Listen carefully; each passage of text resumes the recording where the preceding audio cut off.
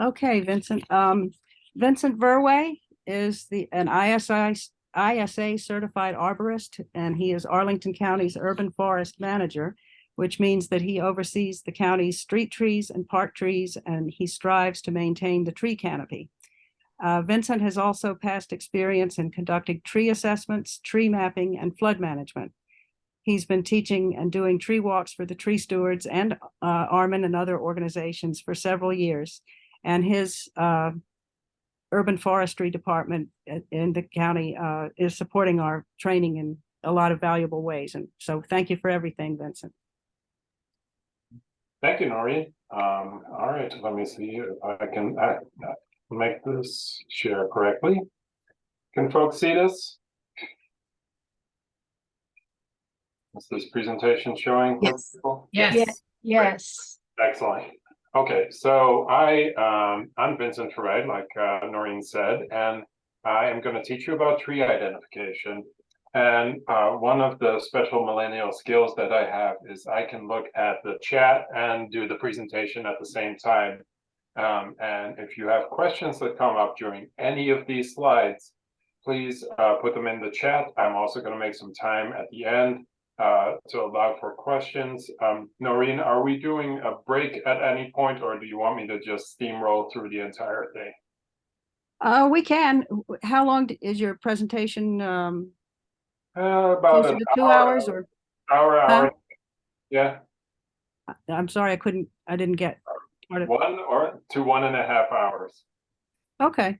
I don't know if you want to take a 5-minute break in about 7:45 or so. Okay. Yeah, if there's a logical break, I forget where my logical break is. I think it's right before I go through all the species. Okay. Well, All right. with that, I'm going to get started. Okay, tree identification. We have about 150 native species in this region, and we are blessed with a lot of non-native species that have been brought in by the Smithsonian, the Arboretum, the Botanic Garden, and all kinds of other cultural influences in this region. A good example is our Japanese and Korean cherries around the reservoir. Dawn redwoods were brought in as a botanical curiosity, as well as ginkgos and other trees. So tree identification is very important because if you know what you are looking at, you can know how it reacts to its environment, how to manage it, and you may also get a heightened appreciation for the species. What I am going to do is I'm going to give you the basic tools on how to identify a tree. And if you're going to join me on Saturday, we're going to do some of these things too. And except for maybe the last part of the first thing. But what I would, what is very important is not to limit yourself when you try to identify a tree. Try to think of it in many ways. This is actually a winter tree ID class, and that's intentional. I'm still going to speak about leaves in here, but one of the most satisfying things in tree identification is learning how to identify a tree in winter. And that sounds really daunting, but it honestly is not as hard as it seems. It just takes repetition and maybe a little bit of pattern recognition. So the senses you can use for identifying a tree: sight is the obvious one, touch, smell, taste. I'm getting some background noise from someone. Making sure you look at all the parts of the tree, leaves if you have them, the twigs, bark, flowers, fruit, thorns, anything around the tree that might have fallen down. Look at the shape of the tree, and look at the location where it's planted. Is it close to a wet area or a stream? Is it along a street? That might tell you something. And then look at debris around the tree and make sure to practice. Once you start practicing this, you won't stop. Once you get that satisfaction of accurately keying a couple of trees out, you'll be walking around the neighborhood and go, "Whoa, that's a willow. That's a maple. That's anything that might be common in our area." And you'll be you might even make the mistake of doing tree ID while driving, which is not safe, but it is inevitable sometimes. I see a note, Mary said she can't see anything on the screen, but I heard people saw my presentation, so I think that might be on your end, Mary. All right, so some tools to aid in identification aside from those personal tools can also be dichotomous keys. You may have gotten some with this class, and field guides. I don't have them right here with me, but one of my favorite guides is City of Trees. This is a book about the DC region and has pretty much every tree you could encounter, recently encountered in our region, with a very few exceptions of some trees, maybe rare trees in the Arboretum, but they would probably be marked. So City of Trees is a fantastic book for our region. And then there are tons of dichotomous keys, the Trees of Virginia book, which also comes in shrubs and vines, can be fantastic for getting some dichotomous keys. For those who don't know what a dichotomous key is, it's basically like a choose your own adventure for tree identification. I'll show you an example as well, but it basically goes through, does it have this or that? Is it evergreen or not? Does it have needles or does it have broadleaves? And you go down a path and hopefully get to the identification of that particular species. Other tools. Vincent, I'm sorry, just real quick, as long as we're on the subject, do you plan to do a dichotomous key exercise on Saturday or not? I'm happy to do so. If it's raining, that makes it a little bit more difficult. Okay. But I can bring one, or if you all have them with the class, I'm happy to do them with you. We have that Common Native Trees of Virginia book that has a little key in the front. It's not, real extensive, but let's use that. Yeah, no, and if it gets ruined, it's not the end of the world. Okay, well, yeah, if it's not pouring rain, then bring your dichotomous key. Yeah, no, we could also do it in the shelter if necessary. So okay, yes, okay, so no problem. Yeah, that would be great to do on Saturday, but I can show you a short example in here too. Good memory is hard to come by, but it can be trained, and learning tree ID can help you get a good memory as well. And then sometimes you will have to cut something off, take it home and to identify it if it's really necessary. Obviously, don't do that in our parks. That is not permitted. But if you have a tree of your own and want to bring it into our extension office, or if our foresters are for some reason bored, you could send it to them or show it to them, and they might be able to identify it for you as well. And then most important mental tools are pattern recognition, attention to detail, really making look closely, and that memory again. So this is what a very rough dichotomous key might look like. And this uses common names, which is fairly common. But basically, you start at number 1 in the dichotomous key, and you look at the tree you're looking at. Does it have needle leaves or non-needle leaves? Well, let's pretend it has needle leaves, and then it says go to 2. If they're clustered or in single needles, that's a difference you can go with. Okay, well then maybe you come to a pine, and then you look at what pines are common in your ID book in the area, and you probably only have 5 trees to compare from that. And you're going to be able to get to that identification really quickly. When it gets to more complicated species like oaks, it might take you 4 or 5 steps to get to it. There's one that's white oak in here that you might end up with. But when you get to the red oaks, it's a little bit more complicated, but you probably only have to take maybe 5 or 6 steps. And Noreen, yeah, I'm wearing the Rabobank shirt just for you. That's an inside joke. That's okay. I know we're recording this, but it'll be worth it. Okay. When you are looking at leaves, it's important to look at all the different parts of it. So the names of these parts are not necessarily important to memorize, but it can be helpful when you're looking at descriptions in tree ID books. And because the tree ID book is going to use these names for different parts of a leaf. It's going to use petiole, rachis, blade, midrib, and leaflet, or serration, things like that. And I'll show more examples of it. But think of all the parts, like even if you have a different name for it, if it's like the mid, you call this the mid vein or something like that. Think of how you can describe it. Look at every part of the leaf or the tree to help remember it so you can identify it either later or if you're looking at it up close. Obvious things in leaf characteristics are, is it deciduous or evergreen? You might not actually know in the middle of the summer whether it's going to lose its leaves. But if it's your tree, you probably know if it's falling, if its leaves fall off in the winter or not. Arrangement, this is very important. The arrangement on the stem, opposite, alternate, or whorled. But mostly we're working with opposite and alternate. Whether it's a simple leaf or a compound leaf, I'll get into that.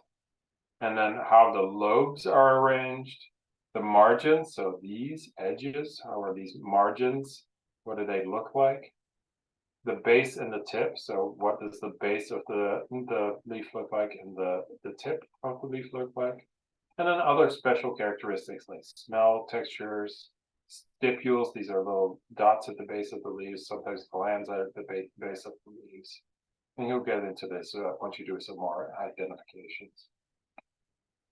So then types of leaves, so we already talked about needle-like leaves, so we have needles. We have scales, which are evergreens, which have very fine, like the leaves are very tight to the stem. Red cedar is a really good example of that. A white pine or a Virginia pine is a good example of a needle-like leaf. The simple leaves, I said compound or simple leaves. Simple leaves are leaves that are just one leaf or one leaflet or one leaf really that's attached to the bud at the base. And these can be lobed in different ways. You can see palmately lobed. This looks kind of like your hand. See how it has 5. It doesn't always have 5, but in this case, it's useful to know that.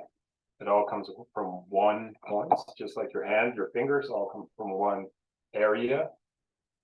Pinnately lobed is a big vein running through the middle with the lobes coming from the side.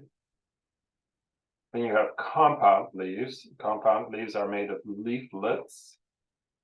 So this is one leaf, this yellow buckeye, with 5 leaflets.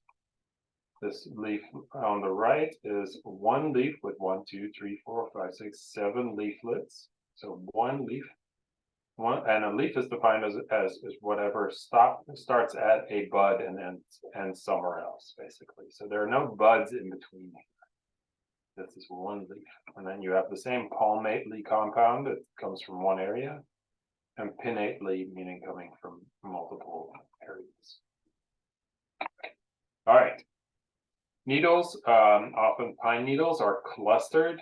This is a very famous one. White pine, white is one. Some people remember that. White has 5 letters in the name. And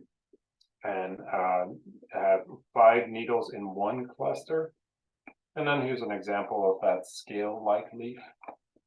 And that's probably a red cedar or a juniper or some other sort. You can see those really tagged leaves there.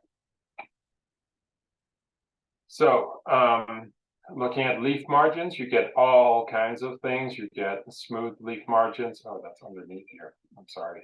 You're gonna have to imagine that there's a leaf under here. I'm sorry. That is just smooth, has no teeth whatsoever. Wavy leaf margins, very finely toothed margins, coarsely toothed, very coarse, very irregular, not irregular, but less bigger teeth that are less frequent. Double teeth, so that's like coarse teeth with fine teeth.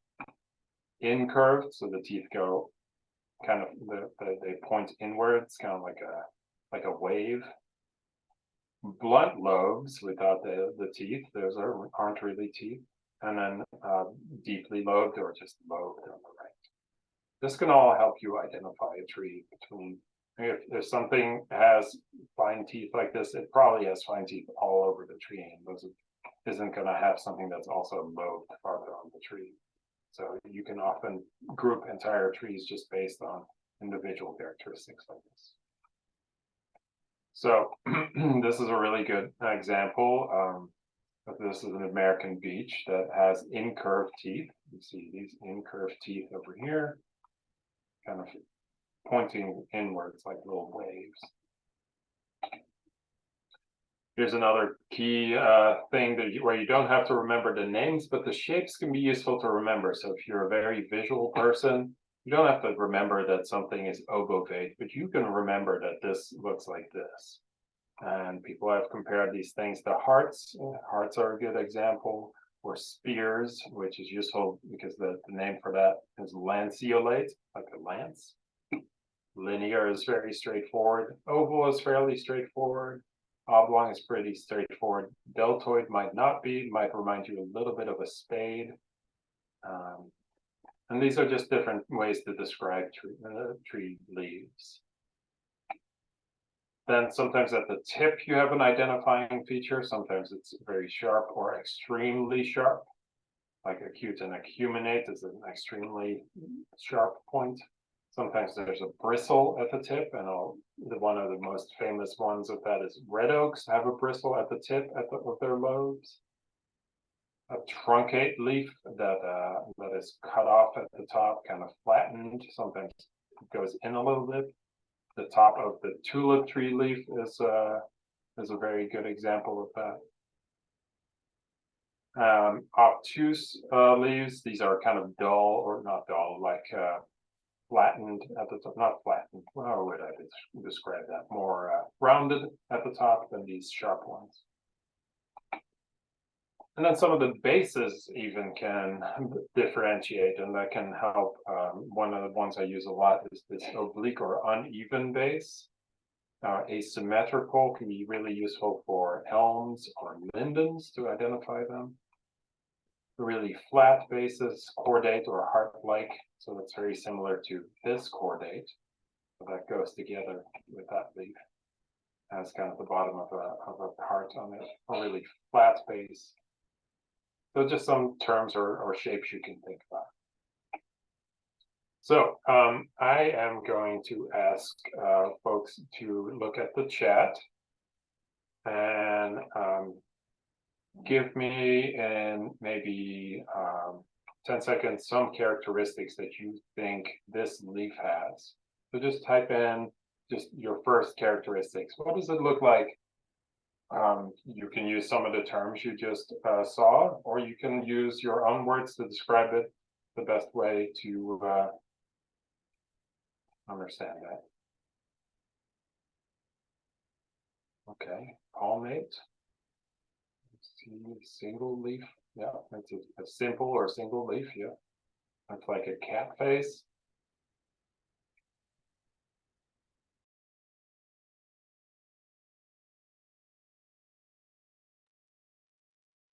All right. Pointed, tipped, yeah. So, so we have some really good descriptions here. It's a simple leaf, truncate, like you're giving them away, Debbie. It is a tulip tree leaf, but we're looking here at a different descriptions. But truncate is a really good one. So let's go back to that. What is that? What does that mean?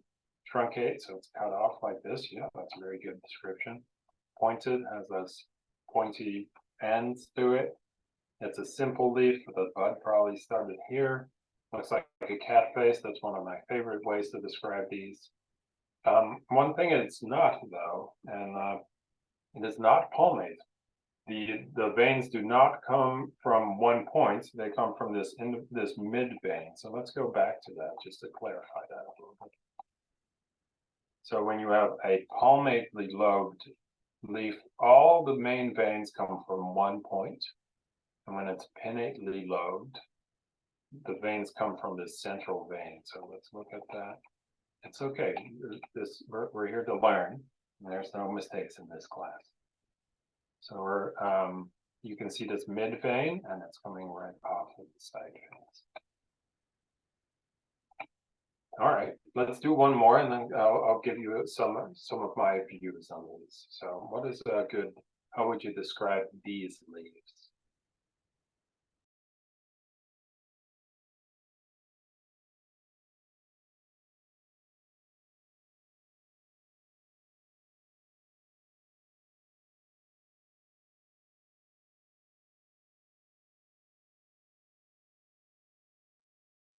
So I'm seeing some lobed ones. How are you? How are they lobed? Yeah, smoothly lobed, rounded lobes. Awesome. Simple. Yeah. Shallow sinuses. Yeah, not very deep. Not palmate. Very good. So it's pinnately arranged. Pinnate. Excellent. All right. Cool. Well, this is probably a white oak, and the way how I see this is, well, um, I mean, I recognize the leaf. At a certain point, you're just going to be like, oh, I already know this. I've seen this so many times. But it's got the rounded lobes. It's got a pinnately arranged or pinnate veins. It doesn't have a bristle at the end, which is common for red oaks, not white oaks. And it looks like it's a simple leaf. So very nice. All right, I'm going to describe this one, so just for the sake of time. So what we can see here is one leaf. So this is where we start getting into the difference between simple and composite leaves. This is one leaf with 1, 2, 3, 4, 5 leaflets on it. And it looks like it is pinnately compound. So this is let's go back to the description for that. Pinnately compound. This one also has something we haven't talked about yet with composite leaves. It has a terminal leaf, meaning it has a leaf at the end of this leaflet series. And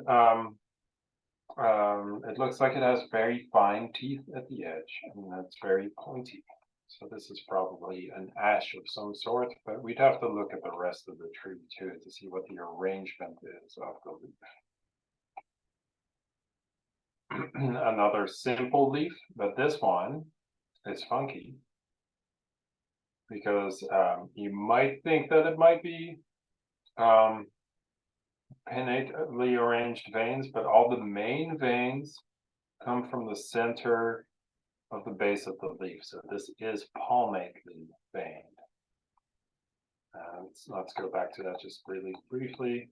So it's like this leaf. This is probably a maple leaf, but the leaf we're looking at is slightly different. It's a sycamore leaf. So a pointed, very sharp base, almost truncate base, and has sharp points. And what else? If I felt it, it'd probably feel very thin. All right, one more example of kind of a sharply toothed. Maybe you could even call this doubly toothed, where you see this one big tooth with small teeth in between. That could be a good way to describe that. When you take that back to your ID book. This little fuzzy base over here too, that could be an identifying feature. All right, now we're going to go beyond leaves because we're doing winter tree ID in a little bit, and we're not going to have any leaves. And this is still going to be useful, this leaf arrangement, because when you don't have leaves, you still have the bud scars remaining at the base of the leaf. So you have two major ways of arranging leaves. There's also there's also whorled leaves, but we're not going to get into that. That's only 1 or 2 species in this region. So alternate and opposite leaves. So these are leaves that comes from, opposite leaves are ones that come from the same location. They're always coming out of the same location, and their twigs do this too. So it's a twig will split into the same location as well, and the branches will as well, and the leaves will come out opposite as well. Even when you have a leaf that's fallen off, you'll still see the bud scar on this side. of the opposite side of that leaf. Alternate ones are usually not opposite of each other. Every once in a while, one accidentally gets opposite, but most of the tree will be alternate. They will be alternately arranged on the trees. So people used to teach something called madcap horse, and I am raging against that. This is a useful tool to figure out the major groups of oppositely leaved trees. So it doesn't actually say that in here, but these are the most common opposite leaved trees in this region. It's maple, ash, dogwood, dawn redwood, horse chestnut, mad dawn horse. Maple, you're probably familiar with. You may have seen some ashes. The dogwood, flowering dogwood, is our state tree. Dawn redwoods are fairly commonly planted deciduous conifers. The horse chestnuts are a little bit less common, but we have some in some parks in Arlington, like Clarendon Central Park, and we have some small red buckeyes in our medians. So horse chestnut and buckeyes, technically the same thing. So they used to have cap in there, which stood for Caprifoliaceae, which was the honeysuckle family. But those are usually shrubs, so I'd like to keep it in the tree family. So this is a useful tool to remember, and I'm going to test you on this on Saturday. Is this opposite or alternate? And we're going to go through the mad dawn horse: maple, ash, dogwood, dawn redwood, horse chestnut. Here are some examples. Probably a red maple, very small bud, very red twig. On red maples, there's usually something red. This is probably an ash, very large bud, because it has to hold that composite leaf, so it has to have a little bit more at the base. And you see that opposite arrangement in here. Opposite each other, opposite each other. This one's a little bit more dainty. It's probably a dogwood, and its buds are still opposite, but they're much smaller. And then the extreme styles of the horse chestnut, with its huge buds that just hold a giant leaf inside of it. But once again, opposite. And almost all of these have a terminal bud too at the end of the twig. But not every single opposite tree does. The leaves come in all kinds. They come in pinnately compound, palmately compound. They come in simple without any lobes, or they come in simple with lobes. So they're all over the place. And this is a pinnately veined leaf. This is a palmately veined leaf. They come in all kinds of flavors and sizes. So opposite breaks it into multiple groups, but then you still get to pick down with the leaves as well. I find tree form also very helpful, particularly in the winter, because you can really get a lot out of what a tree's natural form is. Now, this is very useful in a formal, like a landscape habitat, where the tree is allowed to just be its best self. Well, maybe not its best self, but its most genetically straightforward form. You're going to get oaks that are much more oval or round. You're going to get elms that are more vase shapes, and some trees can be fairly small as well, like dogwoods that branch very low, and some trees are extremely pyramidal. And you might think that this is always a pine, but it's not necessarily true. So trees like red and dawn redwoods, but also some broadleaves like sweet gum can look like this, very pyramidal form. Carrie wanted to refresher. Well, okay, Matt, what's the purpose of mad dawn horse? There is actually not few opposite trees, but it's a good way to remember all the opposite trees. So if it's not opposite, it's none of these, and then you have all the other ones left. But it's about even in the middle, I'd say. All right, so look at the form.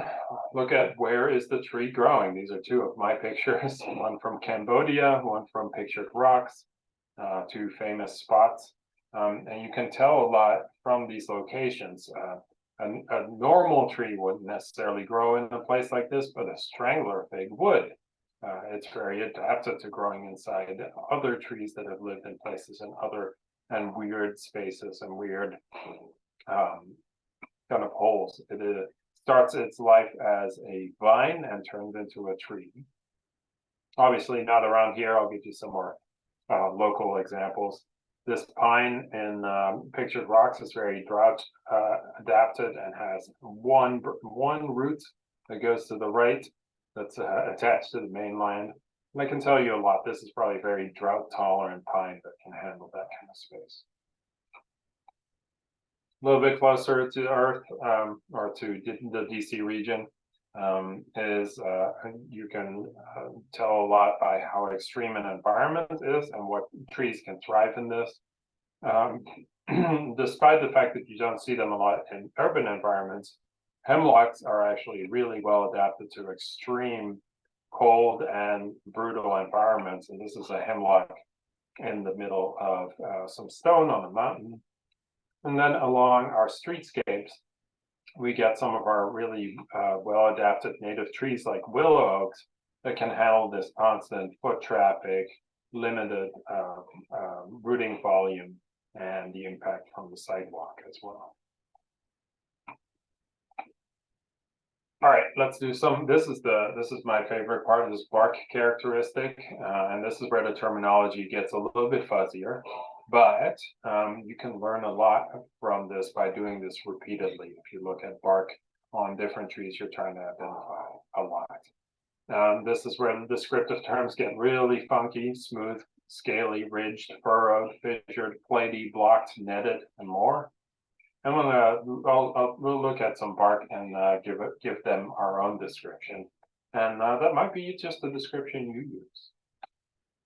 So we're going to start with one, and I want people to write down what they see when they see this bark. So I'll give it about 15 seconds to write down and send.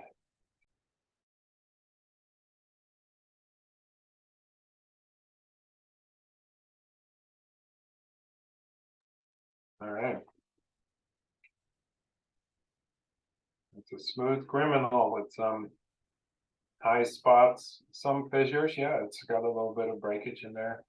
Gray, yeah, don't forget the color. You got that advantage in the winter too. Yeah, fairly straight trunk. That's useful. I mean, it might split, but you only have this to work with here. Those are some great suggestions there. Thin bark, yeah, it looks like a very thin, probably not very fire resistant, but I can tell you something too. Great. This is probably one of the maples, probably a red maple. It's probably not one of the beeches. They can tend to be smoother and don't have any fissures in them. All right, let's do another one. How would you describe this?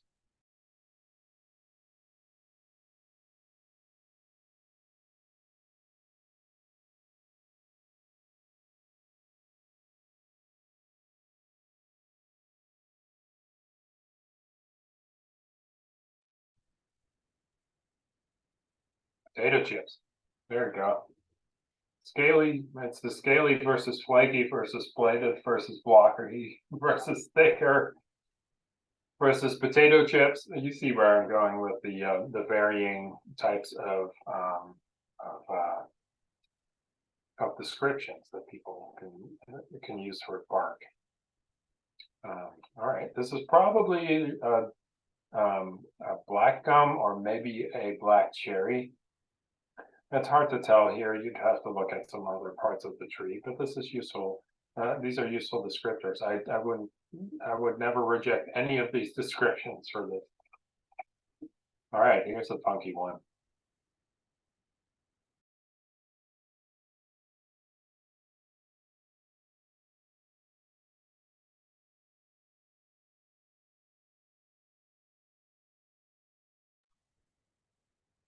Okay. Got two diamonds, ropey, ridged, deeply furrowed. Yeah, furrowed. Very nice. diamond spaces. Yeah, the diamonds are a critical one here. You got that very clear diamond shape in here. It's probably one of the hickories or maybe an ash. Depends on, and that would be easy to tell apart because the ash would be opposite and the hickory would not be. So you can just look up and see what the arrangement is. And it's like, okay, well, it's got this diamond bark, so maybe it's one of the two. You look up, well, it's opposite, so it's probably an ash. And then you keep going. All right. All right, this one has the answer in the name of the tree. Any suggestions for this?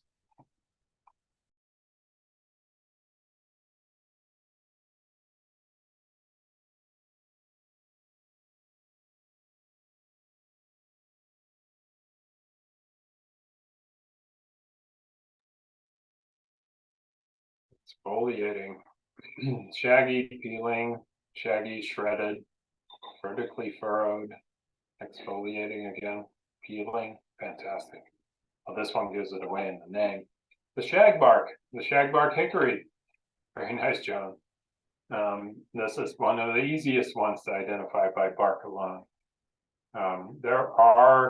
There is a handful of trees that might throw you off, like a honey locust or maybe the shellbark hickory, which is very similar. But this is a fairly easy one to tell. This one is the honey locust, and this one I'm going to stop the the exercise of trying to identify it, but yeah, kind of like it's almost like it's kind of the bark is coming off, even though these are very well attached. It's like leaves of paper falling off almost.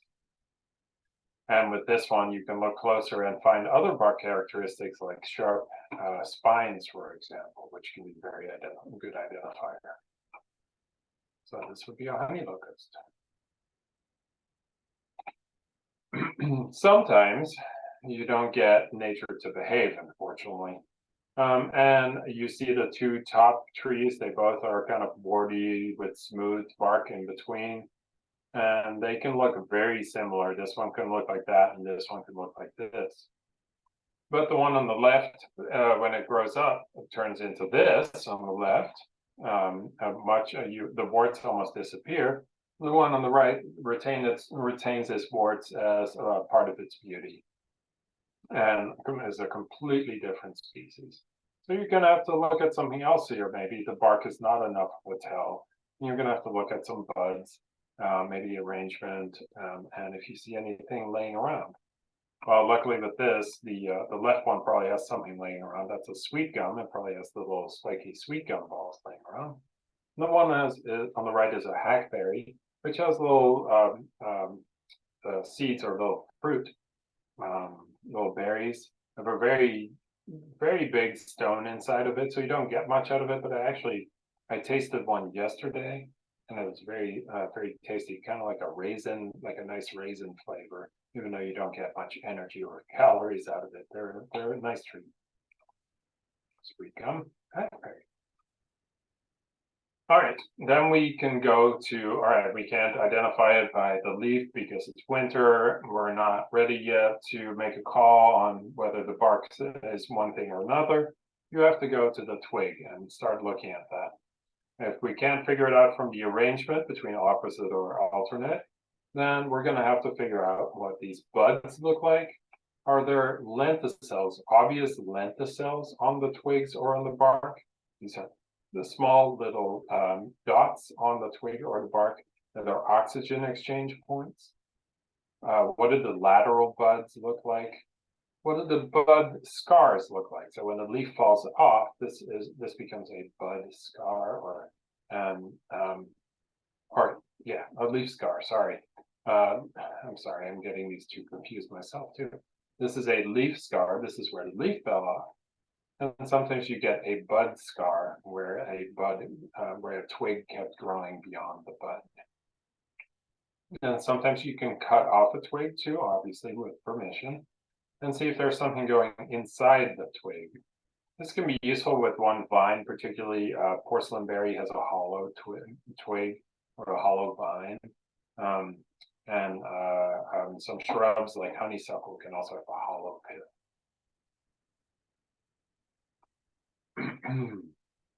So sometimes you can tell things just from the bud alone, and you can do that in winter.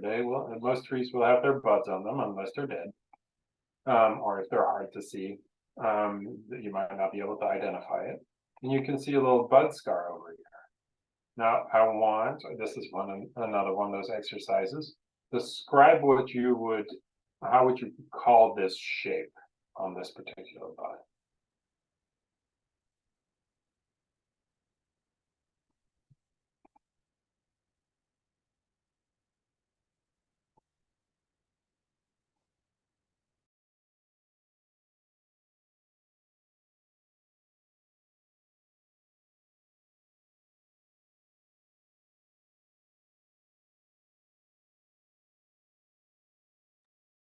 All right, getting some great answers here. Oblong, oval. It's like a duckbill, pointy, ovoid. Very nice. The duckbill sounds like something that you've heard before. So this is a very characteristic bud of the pawpaw. This is a tree that's fruiting right now. Might be near the end of its fruiting period, and as our largest native fruit. Very tasty. If you haven't had it yet, I can tell you about it later. Another very good identifying characteristic is buds at the end of a twig. These are the buds at the terminal buds at the end of a twig. If you have a big cluster of them, more than one, and a ton of them, like 3, 4, 5 in one place, you're probably looking at an oak. And usually you see the acorns laying around, so that helps as well. Now, buds come in all kinds of shapes. You can also look at just what the bud looks like. Sometimes you get wacky stacked buds like this. This is probably a devil's walking stick, which has a huge leaf. It's a compound leaf, so it has tons of leaflets. So that's why it has to have a really big bud like that. Sometimes they're tiny little cute buds. Sometimes they have already bloomed. If it's a witch hazel, for example, it might bloom in the winter. And sometimes they have all kinds of shapes. You can look at the arrangement of the twigs with where the buds grow to. So it's kind of a zigzag pattern, very indicative of a red bud, for example. Flower buds versus leaf buds are important, and you might not always be able to tell the difference, but sometimes you can. So like the dogwood buds for flowers are very obvious, that kind of like rounded hat. The red bud almost gives it away in the name. Has this cluster of red flowers that turn purple, or red buds that turn purple. Little, I think this is spice bush at the bottom right. That's popped out already. And these can be really useful, kind of early spring identifiers when these are really ready to go. One of the earliest flowering trees actually is a red maple, and people often ignore it because sometimes it's too early, too cold to pay attention to the trees.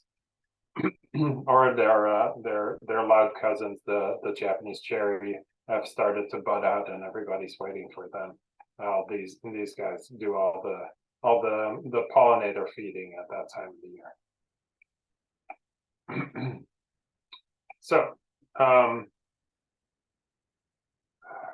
I often do a practice with trees, looking at different parts of the tree.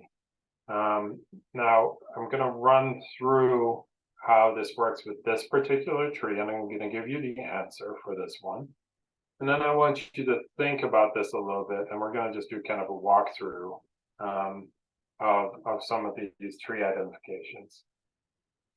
So when I walk up to this tree, I'll probably see this shape. It's kind of a shaggy, uneven shape.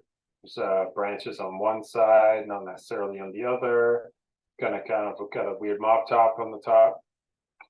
It's got big, kind of chunky pine cones or cones, on the tree. See, it's hard to avoid saying pine cones. They just look like pine cones, right? And then I look a little bit closer, I see there's needles and the cones and the needles. All right, we're probably in pine at this point. I don't really need to look at the bark at that point, but the bark can be a good identifier. It's a very rough, uneven bark, and not all pines are uneven. They can be very regimented. Then when I look closer, I see that the needles are very short and in clusters of two. All right, what does that get us? Well, clusters of two. The two-clustered maple is usually a Virginia pine. Pinus virginiana, very irregular tree. So these are the different things. I could probably pick it out just from the tree shape if we're in this area. If I'm unsure, if I think there might be some other species that are planted there or growing in the space, I'm probably going to go straight to the needle arrangement and look at how many needles there are and how big they are. So I could probably figure it out from the tree and then the needles, but you can use all of these characteristics to figure it out. So don't just make an assumption. Make sure to double check that. So if I came to this tree and saw the two clustered needles, I would also quickly make sure that there's these large chunky cones that are remaining even in the winter and spring, and also into the summer sometimes, kind of a rough bark, and that would give me a good confirmation. Now here's its more regular cousin, and I already spoke about this earlier. This is the five needles in a cluster. And does somebody want to, or anybody who thinks they remember or knows already, feel free to put the answer in the chat. I'll give you 5.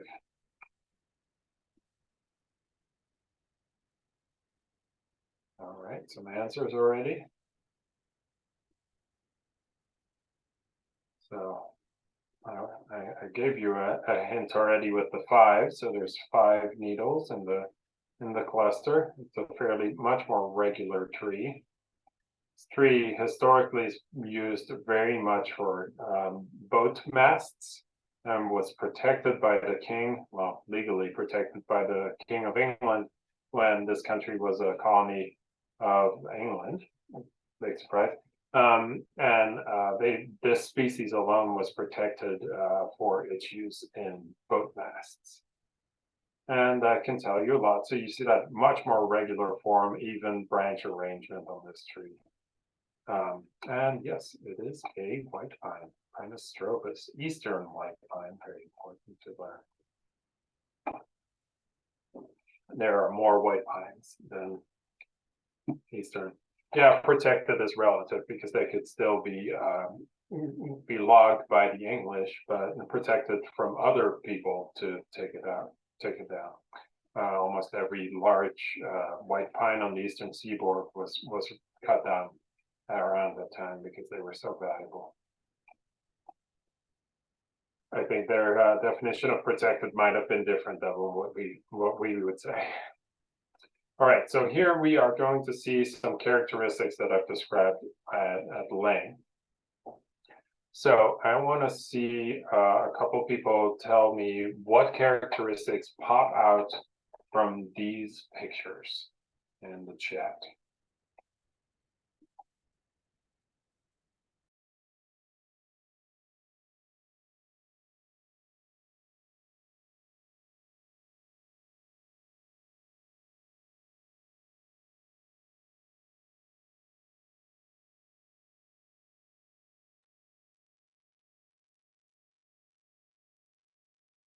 You folks are paying attention.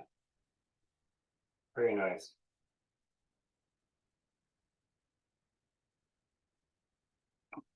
Awesome. Wow, that's more answers than I was even hoping for. Thank you so much. Not that I'm disappointed, of course. Yeah, I see the opposite arrangement. You got that. You've got the compound leaf, got the diamond furrows, ridged bark. Simple samara. Samaras are a type of a seed container that can help disperse seeds. These kind of fly and flutter down. Compound leaves, multiple terminal buds, giving you the answer already. Opposite buds, big buds, yep, to hold that entire leaf in. Decurrent form, very nice, Debbie. Lenticels on the twig, yeah, very nice eye. So this is probably an ash of some sort, and I always have to look up whether it's a green or white ash. If it's planted, probably a green ash, but it's probably also dying, unfortunately, because of emerald ash borer, but that's a different presentation. If it's in the natural environment, if it's close to the stream, it's probably a green ash. If it's farther up, it's probably a white ash. So location can tell you a lot. Otherwise, you have to look at the bud scars. It can be really hard to identify the difference otherwise. But you can get to ash and get really far and already understand the tree very well. Okay. All right, we're going to do another one in the chat and see what you see in this particular picture.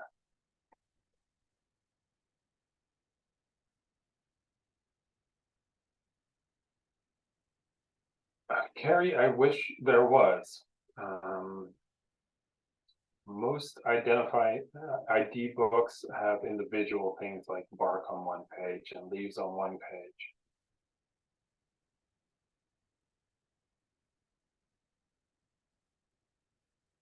All right, I'm seeing some great answers already. Lobed leaves, acorns with caps not completely covered, multiple terminal buds, very nice. Nuts or acorns, yeah, seeds, nuts. Single nut, yeah, there's not multiple hanging from one thing. Lobed leaf, no bristles. Wow, excellent. Deep sinus, small acorns, small caps. You can see someone's hand in there. That can be useful in a picture too, getting a size reference in there, either like a quarter or a Metro card. It's used a lot. I have this lichen book that uses a New York City Metro card as a reference for size. All right. Yeah. So I mean, everybody's high. Oh, thank you, Scott. Sibley guided trees will show several aspects or parts of a tree next to another. I haven't seen that one in a while, so I'm glad you could add that. Thanks. That might be a good one to check out, Carrie, if you wanted to get more comparison there. So everybody's head is probably screaming out, "This is an oak! This is an oak!" And we've learned already that some of the rounded lobed leaves without bristles. Linda mentioned that there's no bristles on that. If there's no bristles, it's not a red oak. So it's probably one of the white oaks. And the acorn in this particular case makes me think it's the white oak species. Debbie, if this is a pin oak, it would have bristles at the tip. Pin oaks are a type of red oak. All right, this one's too easy. So, because you get every single thing, and this is a one where you can still impress your friends by identifying it, even though once you know it, you'll never forget it. From the red buds, the pink flowers, to the seeds that stay on all throughout the winter, kind of small form. It's got the dark potato chip bark almost. And then it's got zigzag branches, which is a very important thing to recognize here. So the red buds give it away, the eastern red bud. All right, we're going to do a slightly harder one. Thank you, Noreen. That would be awesome. Slightly harder one with this, and see what you see. What are we looking at here? And it's intentionally omitting one of the identifying features here.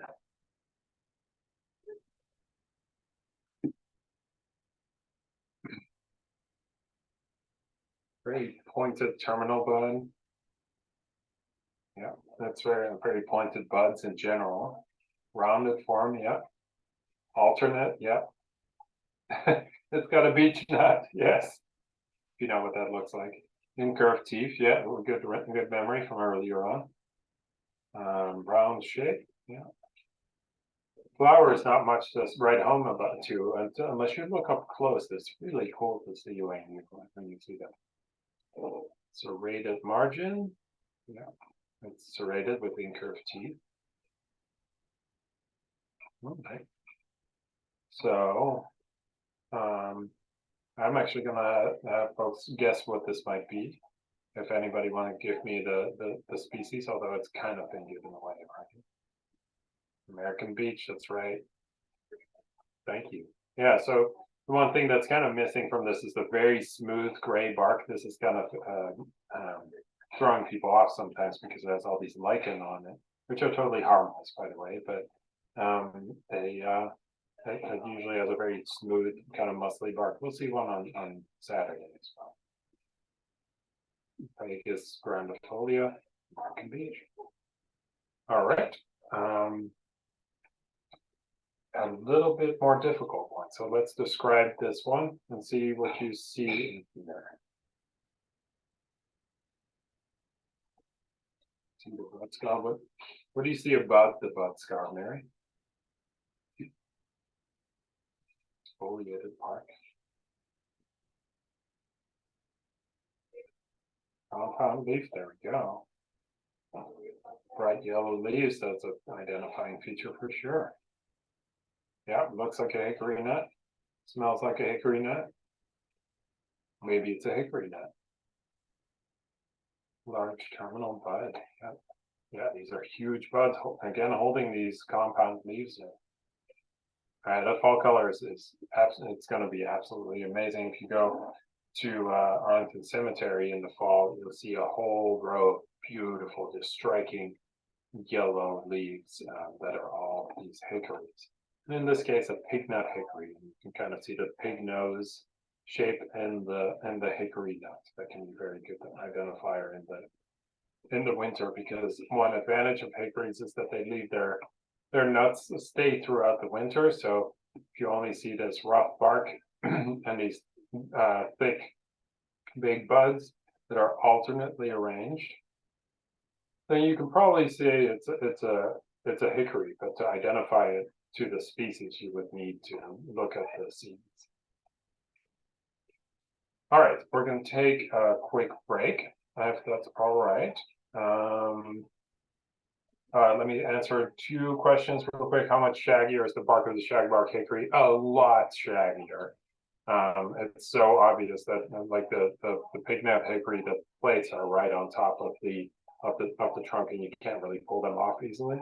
And Carrie asked, does the pignut hole look like a heart, as does the leaf scar? That's a good question. I hadn't thought of that, but it does look like a heart here. And it looks kind of like a heart here, but I'm not sure if that's unique on the leaf scar. All right, let's take, what time is it now? All right, we went a little bit longer than 7:45. So, Norina, does 8:05 sound okay to come back? Yeah, I was going to suggest that myself. All right, sounds good. See you in a bit. Okay.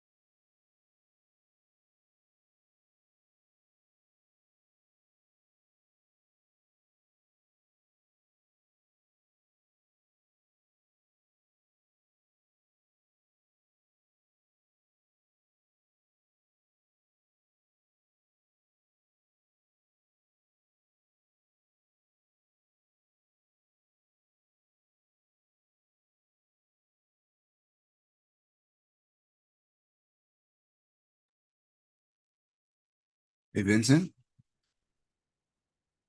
Yeah. Hi. Hey, Scott, how are you doing? Good. Nice presentation. Thank you.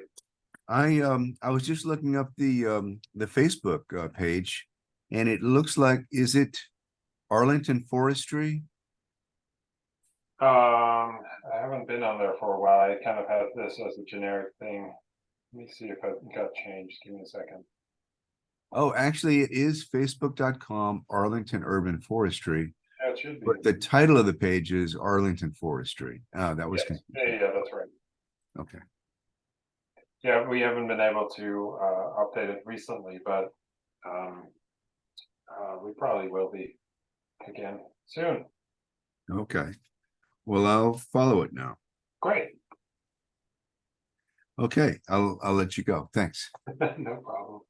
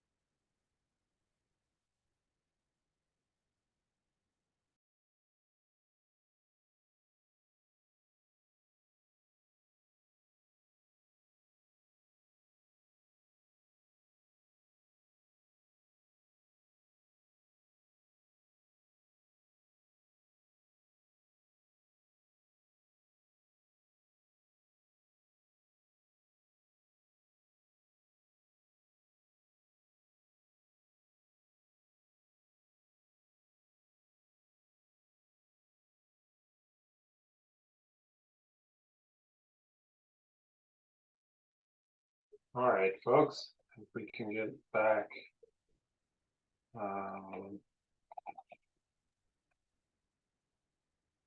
And get ready. I will start rolling again. Hey, Vincent, Yes. is it okay if I just say a quick word about Saturday's weather No situation? worries. Yeah, go for it. Okay. Well, hopefully everybody or most people are back on. For the folks who are signed up to come on Saturday, at this point, and forecasts can change drastically, but I know rain is in the forecast. And our policy is to do rain or shine, and unless it's some form of dangerous weather or extreme weather. So if it's just, normal rain that you would wear a raincoat or bring an umbrella or something, then we'll go ahead with it. Vincent said he's okay with that. If thunder and lightning enters the picture, or if it's going to be some kind of a, nor'easter with a deluge of rain and high winds and all that, we wouldn't go ahead on something like that either. But at this point, if it's just normal rain and nothing extreme, we're going to go ahead with it.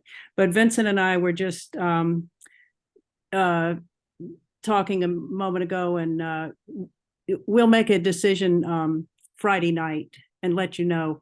I'll put out a message to the Tree Steward training Gmail and let you know for sure. But anyway, for now, consider that it'll be on unless you hear otherwise. Okay, so go ahead, Vincent. Thank you, Noreen. I just accidentally kicked my microphone cord. Can you still hear me? Yes. Yes. Okay, great. All right. Well, we haven't lost my connection yet, so let's keep going. All right, so we've spoken about some of these things. So what's left after the leaves leave, we're gonna look at some winter tree ID, but we're also just gonna look at most of the common trees around here and try to identify them. So we are going to help identify most of these trees in bold. So obviously I'm going to share this entire presentation with Noreen, and this will be a good reference guide. So to, I think, Carrie's question earlier, you could also use this as a reference guide for a lot of these things. It's going to not have some of these more uncommon species in it, but you're going to be able to identify 80 to 90% of the trees that are in your community just with this primer alone. So, and it'll get you started. It'll get you started on the route to identify things in our region. So let's start with, I'm going to arrange these. I think I've arranged these by alphabetical order or by Latin name.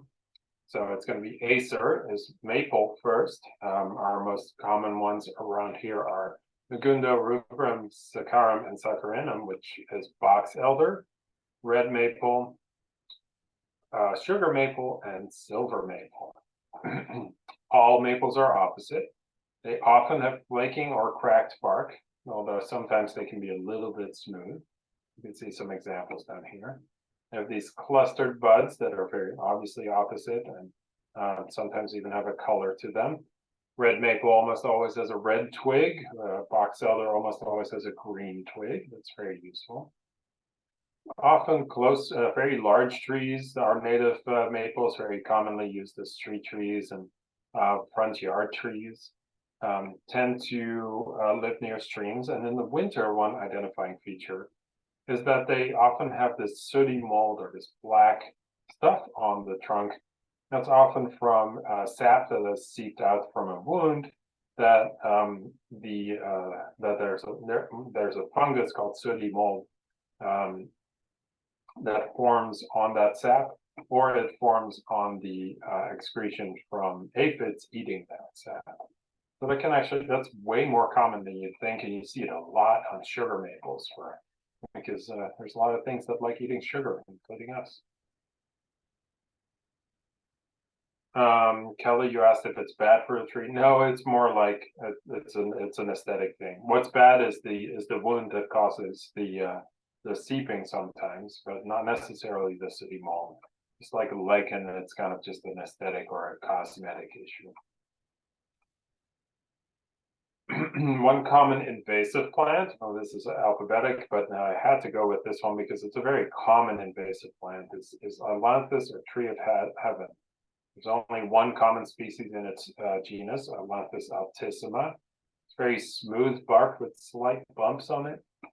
Huge bud scars, like almost to an inch size.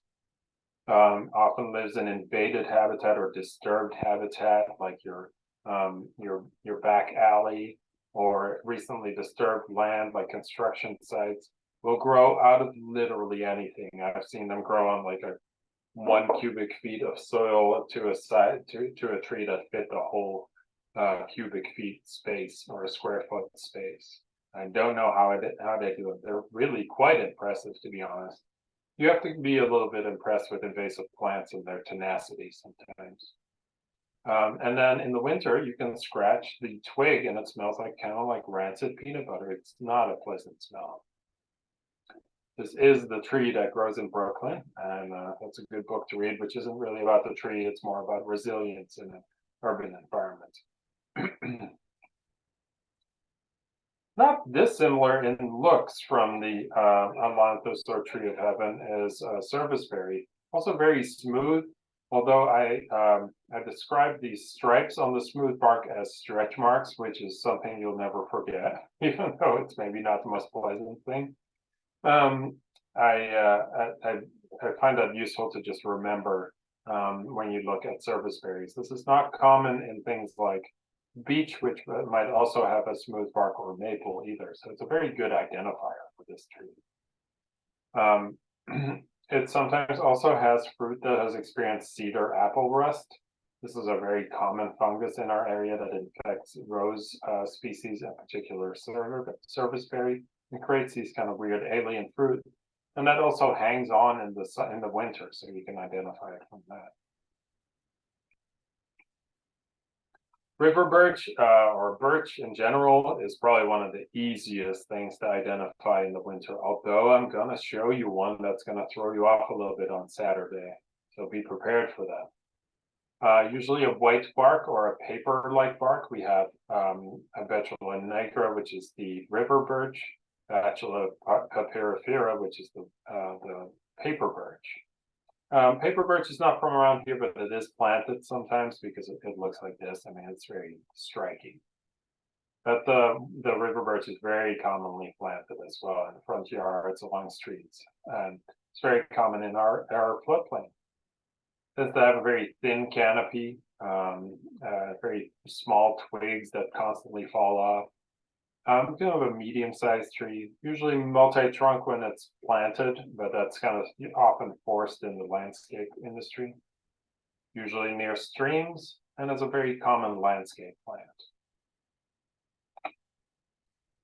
Hornbeam, its bark is like muscle or sinew. So one thing I would like to think of it as is muscle wood. So that's also a common name for this. Hornbeam comes in American hornbeam, caroliniana. That's Carpinus caroliniana, or European hornbeam, Carpinus betulus. Now here it's an interesting comparison, betula, betulus. So this is a birch-like hornbeam, which is kind of interesting, and it mostly refers to the leaves. But we're not talking about leaves here, we're talking about bark and things you can see in the winter. It's got this muscly, sinewy bark. That is such a good identifier for this. Almost nothing looks like it. So you just have to figure out whether it's European or American. And most European ones are planted in hedges and have a very formal form. And most American ones are not planted in hedges, are more natural looking and a lot more funky and interesting, kind of witchy looking, less regimented. It's gnarly, that's how you remember it. Hickory, we looked at a couple of these already. So the native bark on hickory can be pretty varied. It can be everything from shaggy to fairly flat, has tight lines, sometimes has ridges. Shagbarks and pecans are more variable, but the more common native ones, shagbark is not very common around here. More common native ones are more tightly barked. The buds are usually the identifier in the winter, very big buds that have different characteristics. They can be fuzzy or smooth, and can be arranged in different ways.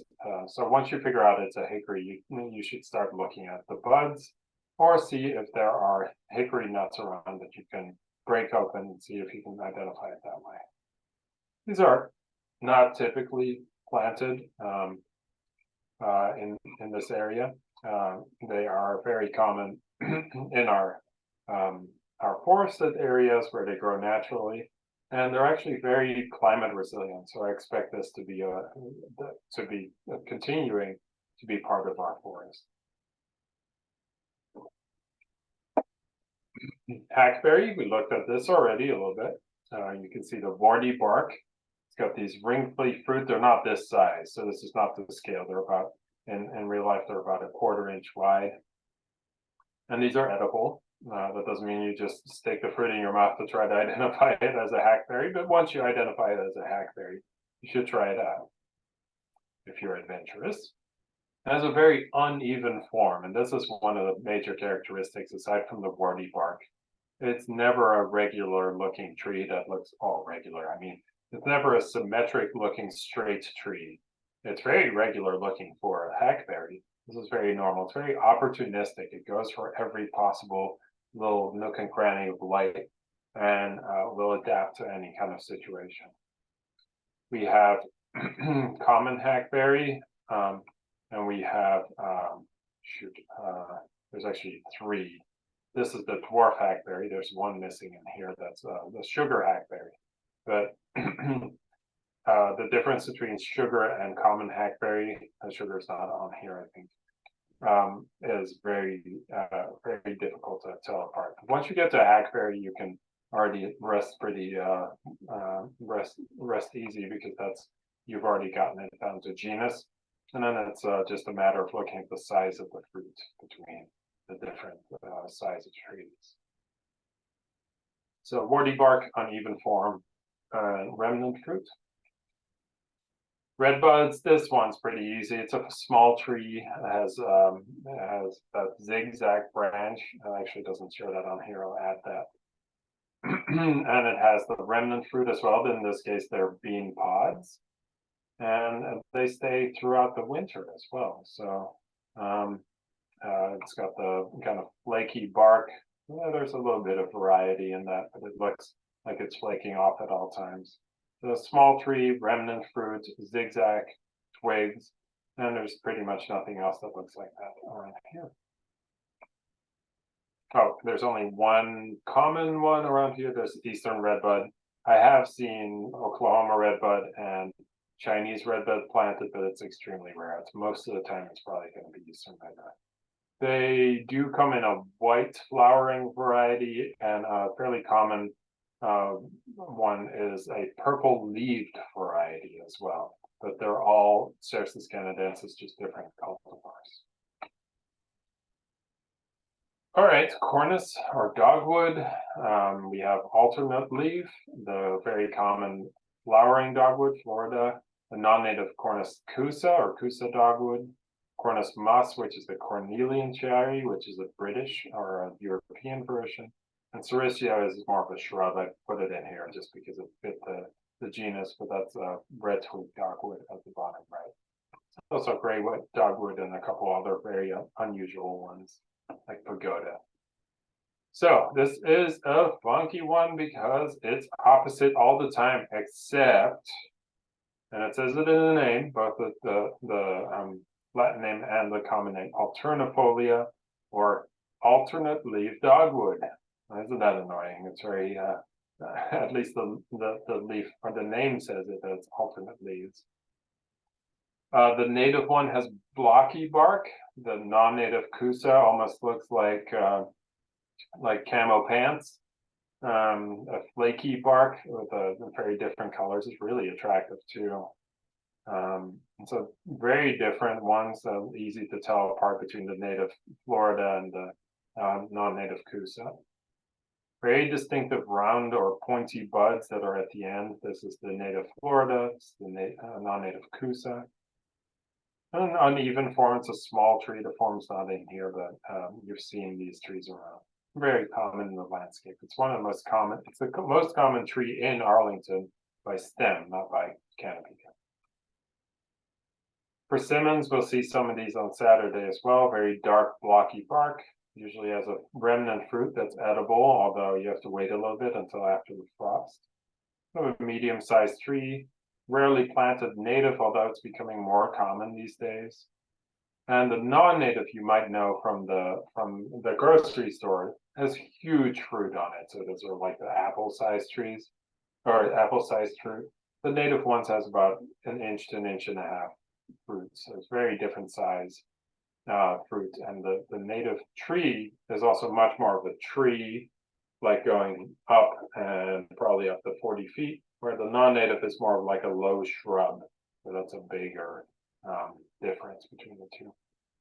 The blocky bark, the fruit tells it apart most of the time. If it's blocky and it's alternate, it's probably a persimmon. Beech, this one is super easy. Although we have the Native American and the non-native European. The smooth bark with very rare aberrations.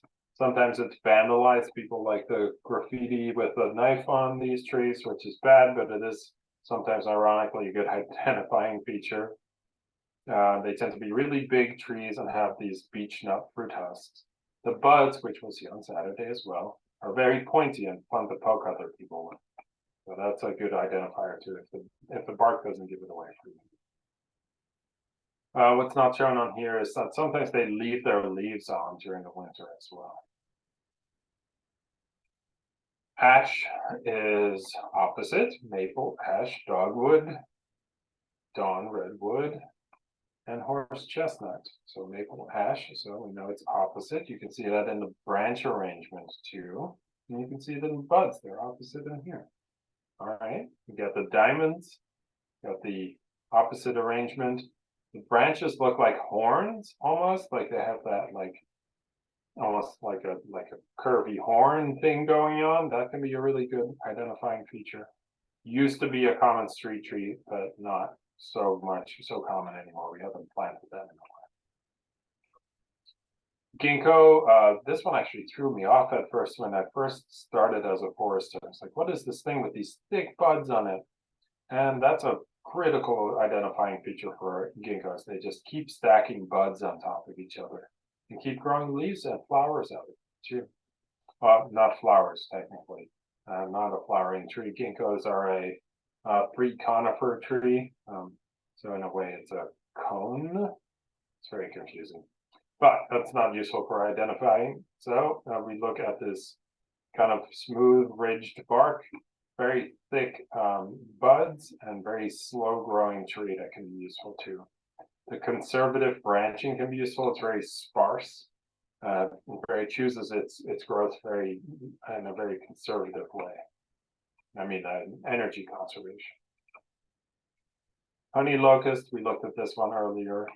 Flaky bark, stabby, stabby bark wherever it's been damaged. This used to be a defense for those trees against large mammals or large rodents, large carnivores or large herbivores, sorry, like round spots, where they would scratch at the bark and then the tree would form this as a defense mechanism. And it worked pretty well. It's not necessary so much anymore, but one really interesting thing is to go to the horse center and in Rock Creek Park and look around there. The horses have rubbed these trees and you can actually see some of that in action. So the giant spikes, flaky bark, remnant fruit on this. Walnuts, very deep ridges on their trees. Sorry, there's only one honey locust, so that was easy. Very deep ridges on the tree, often has remnant fruits, the black walnuts. They lose their leaves very early. They're probably about to lose their leaves in our region right now. Everything around it is dead is an interesting description, but it's it has a chemical called juglone, which not a lot of plants can handle. So a lot of plants are not well adapted around it, and you can see a large bare spot underneath the tree. It's a very witchy looking tree, kind of looks like the Whomping Willow or something weird like that. Alexander said, there's a 30-year-old Dom redwood in my neighborhood, estimated at 110 to 120 feet. Yeah, it's hard to believe how fast redwoods can grow. Yeah, this is not the redwood that you can think of in the east, like the sequoias, but they are related to those. Yeah, they grow very quickly and very tall. Sweet gum, you will see these bridges on the young twigs. You see a giant bud on these trees, which is interesting because the leaves are simple, but they tend to have giant, very sticky buds. Kind of blocky bark, sometimes warty, and sometimes you can identify things by what they do. Sweet gum is commonly destroying sidewalks or pavement nearby. That can be kind of a funny identifying feature. What's not shown on here is the fruit. Sometimes the seed balls persist for years and years after they fall, and it's like a small spiky ball. Tulip tree has a very interesting kind of duckbill bud, but what's most easy to identify in a tulip tree is that it's a super tall, super straight tree, and it usually leaves these seed heads behind in the top of the canopy, and it can be really easy to identify. Here you can see that duckbill bud, and you can see the seed heads that stay throughout the winter. Also only one species tulip tree. It's referred to as tulip poplar. I will correct anybody who does that around me. It's not a poplar, it's just confusing to call it that, so I call it a tulip tree. All right, I don't know why this is green. But magnolia, we have a ton of these, so I'm going to focus on some common ones. Acuminata is the cucumber magnolia, stellata is the star magnolia, virginiana is the sweet bay magnolia, and solangiana is the saucer magnolia. And now I remember why this is green. These are the ones that lose most of their leaves. So these are not the southern magnolia, which is grandiflora, which is not on here, because southern magnolia keeps its leaves in the winter. So you don't have to worry about winter tree ID with that one. It's easy to identify. But the ones that lose their leaves, they have that smooth bark.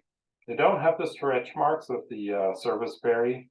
They do have the bumps like the tree of heaven does, but they don't smell bad. They often have the lenticels, usually gray. They have very fuzzy buds. These are like little petable buds. I like just touching them when they're coming out. They're really nice to touch. And it's a very common. Most of these are common landscape plants because they have beautiful flowers. They're very small trees, small to medium trees, except for saucer magnolia can get to be sizable. These fruits often persist.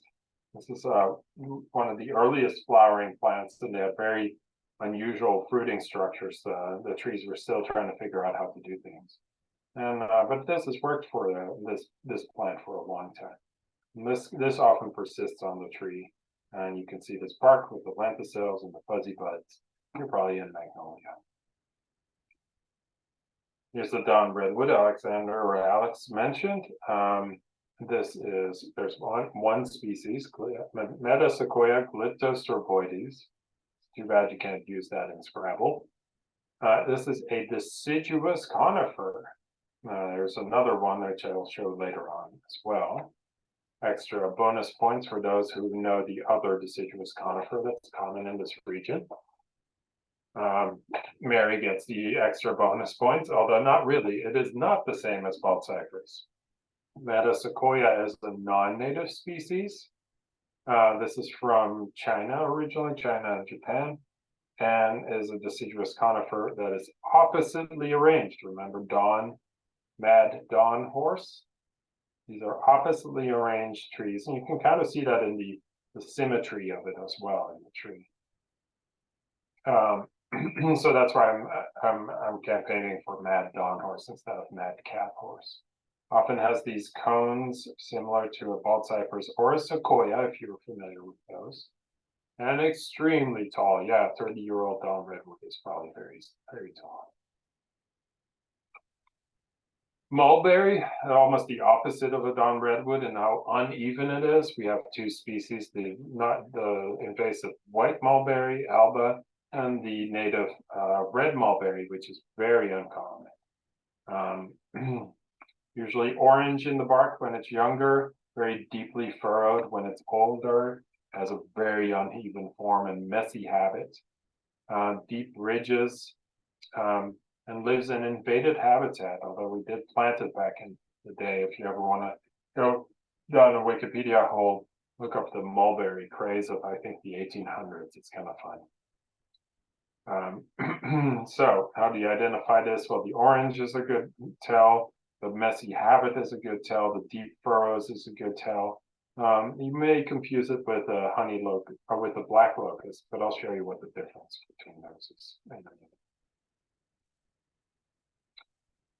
Black tupelo. This is my favorite tree, but I can't tell you why. Because it's one of those weird things where I'm like, yeah, it's just my favorite tree. One of my favorite things about it is that its form looks like a giant sat on top of the tree. It looks like it's flattened, like a flat top. And you'll see that in young trees and in old trees, and it just stays like that throughout its age. It's got this blocky bark that sometimes has fruit, although they have male and female on different trees, so you might not see the fruit. Sometimes has these kind of curvy curvy twigs, but that's not unique. It's mostly the blocky bark that's a very good identifier. The only two that you would have to compare it to are persimmon, and persimmon without fruits hanging from it, and dogwood, which is opposite, so that you don't have to worry about that. This is almost altered. Hop hornbeam, this is a little bit less common, almost didn't make it into this presentation. Very stripy bark, not related to the hornbeam, so that's why common names are kind of confusing. And has these very, very stripy bark, and it's usually a fairly small tree, common understory tree along the Potomac. These thin stripy bark, that's really all you need, and that's why I only have 3 pictures of that. Only one species, the hop hornbeam, is the common hop hornbeam, virginiana. All right, sycamore, this one should also be easy in the winter. Do I really need to tell you what to look for? There are 2 species. Or, well, there's really one species. There's Platanus occidentalis, which is the American sycamore, and then there's a hybrid called the London plane tree, which is a hybrid between the American sycamore and an Asian species of sycamore. And that created Platanus X acerifolia or X hispanica, I've heard it as well. The bark is a clear tell. It's that white bark or the flaky bark that almost looks like camo. It's a huge tree usually. The native one has one fruit on its collection. The non-native one will have multiple fruits on one collection. Common along streams and streets, and we'll see some on Saturday as well. Cherry, pretty hard to identify in the winter actually, and we have a lot of cultivars. We have the native black cherry, which is probably the easiest one with the burnt potato chip going on over here. You see that on the right, kind of really flaky silvery bark. You still see the lenticels in there, so that tells you can help it tell apart from other trees. The only one you might confuse it with is birch. But birches have very different twigs, the twigs that just drop off all the time, and usually have much different buds as well. You might see remnant fruit, remnant cherries on them if they haven't been picked over. The lenticels are really the big tell with this. So the shiny bark with the lenticels, even when it's really old, can tell you that's a cherry. And then beyond that, it might get a little bit difficult unless it's a black cherry. The ornamentals are really hard to tell apart until they're flowering. Pear, we have the most unfortunate one, the calorie pear, also commonly planted as the Bradford pear, which is a type of calorie pear. And we have the common pear, and then we have Pyrifolius Asian pear, which does really well in this area. It can be very delicious. It has a dark, ridgy bark. And branches very low on the tree, sometimes has remnant fruit. So particularly on the calorie pear, which is commonly planted still, well, commonly remains, we don't really plant it anymore, has these dried fruit that stay behind because they're just, not even the wildlife likes this tree. But with the common pear or the Asian pear, most of the fruit will have fallen off in the winter. It sometimes has these sharp spines as well, which can be an identifying feature, particularly on the common and Asian pear, which is good defense mechanism. And then this is a harder one to identify. The poor branch attachment is something that happens with calorie pears. They will drop their branches with just a little bit of snow load or wind load. Mary, you asked if there's some black cherry rust on cherry. I'm not familiar with that, but I'll look that up for you. Okay, oaks are complicated, but I'll break it up into white oaks and red oaks. The white oaks tend to have grayer bark. They have this terminal buds and the clusters of terminal buds. And usually you can find the acorns laying around as well. While the white oaks are more common in natural areas, people will have them in front yards too, and the swamp white oak is a very good street tree. So we have white oak, Quercus alba, swamp white bicolor, chestnut, Montana, Quercus montana, and Stellatus post oak, which is a very good one for drier habitat. So these kind of very gray silver barks with the terminal buds can probably tell you that you're in the white oak family. The red oaks, this is one of the genuses I split up, have much darker bark. One cool one is the red northern red oak, which has these ski slopes going up and down. Very cool, kind of looks like ski stripes. And they tend to be less silvery. The most silvery one is on the right here. That probably is a pin oak. And also the terminal buds. And you can even distinguish between the terminal buds sometimes. So Cochineas, the scarlet oak, state trees of DC, which has more rounded buds.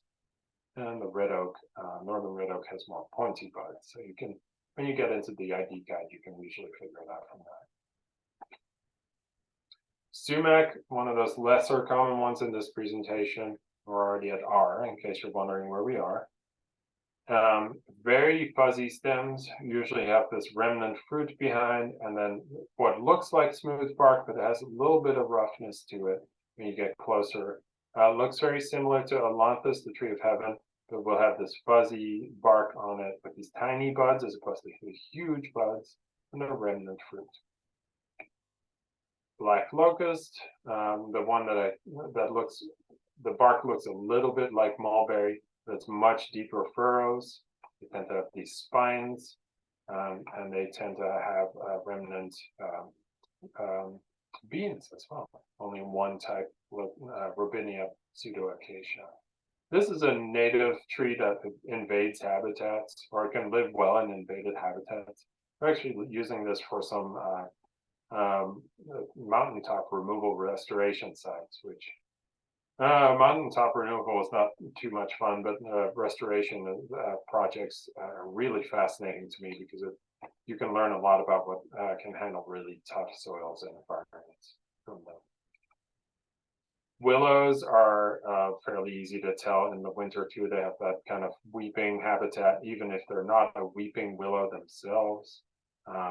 And they have tons of branches that just spring from every single, or it's tons of twigs that spring from every single branch. They tend to not be one trunk. They tend to kind of grow out of multiple trunks, very deep furrows. We have the native black willow, which has a lot of medicinal applications. The non-native weeping willow, which also comes in other forms, but usually looks kind of like this, minus the stem. The native one is very common along stream sides. You don't really see it anywhere else. Likes wet areas. So, all right, bald cypress was mentioned. Also, deciduous conifer, but it's alternate branching. Still has that kind of flame form, the kind of regular form of most conifers. It's more of a cone. Sorry, the cone is more of a ball than like pines and things like that. But it's alternate. There's two species. There's the native bald cypress, and then the pond cypress, which is native a little bit south of here. There's some botanists who are arguing that the pond cypress is just a different variety of bald cypress, and I'll let them figure that out, and they can tell me later. Linden kind of has this tight, almost diamond-shaped bark, very shiny, almost snail-looking bud, which is kind of cool. Very round bud, and a very round form on the tree. We have the American, the little leaf, and the silver linden in our area. The American's the native, the little leaf and silver are non-native. They look almost the same to each other. It's alternately branched. The bark is similar to ash, so if you see this, you might think, oh, well, maybe I need to look at the branch range. All right, we're at U with elm. If you thought the linden bud was round, the elm bud really takes the cake. And elms come in a lot of forms, also have kind of a camo form. The Chinese elm, which is parvifolia. We have American elm, that's probably this. Parvifolia, Chinese elm. Humula is Siberian elm, which is very dark bark. It sometimes has this bacterial wetwood, which is interesting, which changes the color of the bark quite a bit. And rubra is slippery, which is a lot less common, but also looks kind of like the American. The American and the rubra, the slippery, are the native ones, and the other ones are actually two invasive elms that we have, Chinese and Siberian. Very vase-like habit to most of these, extremely spherical buds. And the American elm and the Chinese elm are very common street trees. Alex, I think you were talking about the bald cypress for flood areas. I forgot to mention. This is a very flood resistant tree, which actually makes it a great street tree too, because those are low oxygen environments. Mary, you said black knot warts on branches. Yeah, we do see some fire blight and black knot on branches of black cherry. I don't know if I make that, I'd make that an identifying feature, but if you see it, well, it is an identifying feature, but not a common one.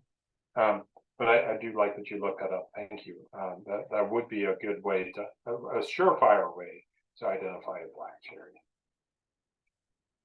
All right, we've reached the end of our giant list. There are way more trees, and I only have so much time. I am happy to take just open questions at this point. I can also take them in the chat, but you can unmute if you want to just talk to me, or you can preferably email me. I don't mind phone calls, but they take more time, and I'm very time focused.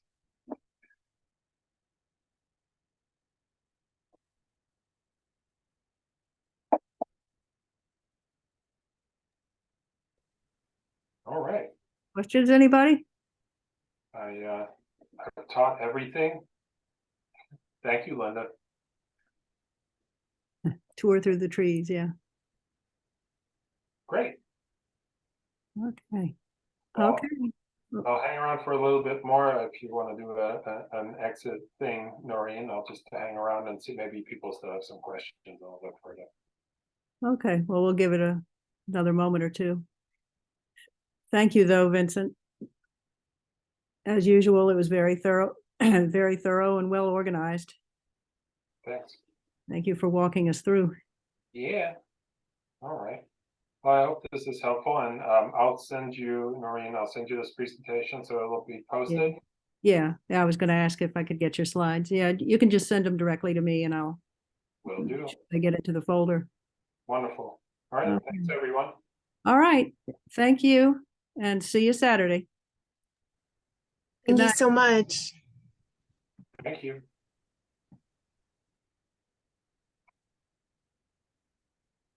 Okay.